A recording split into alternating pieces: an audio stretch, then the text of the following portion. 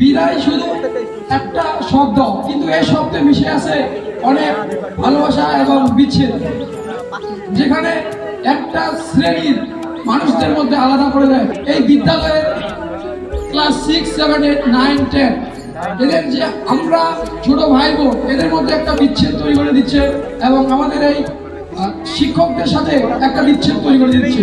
আমরা যেহেতু বোর্ড পরীক্ষা দেইনি, এই সর্বপ্রথম দেব, আমি আমার শ্রদ্ধেয় স্যারদের কাছে অনুরোধ করবো আমরা কিভাবে পরীক্ষা দেবো সেই দিক নির্দেশনাগুলো যেমন দেখায় দেয় এবং যেভাবে এমআর শিট করতে হয়। আমি শুনেছি যে এমআর শিটে একটু ভুল হলেই নাকি রেজাল্ট আসে না।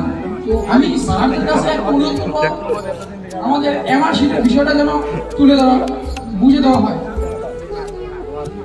আমি এই বিদ্যালয়ে প্রায় বছর পড়ালেখা করেছি। এই বিদ্যালয়ের প্রতিটি ইট বালু সবার সাথে আমার একটা নিবিড় সম্পর্ক। তো 3 মাস পর, মানে কিছুদিন আগে আমি স্কুলে যখন আসি, তখন আমাদের ব্যাচে আমাদের যে শ্রেণীকক্ষ সেখানে প্রবেশ করলাম। সেখানে দেখি আমাদের কিন্তু প্রায় অনেকজন ছাত্রছাত্রীর বন্ধু বান্ধব ছিলাম।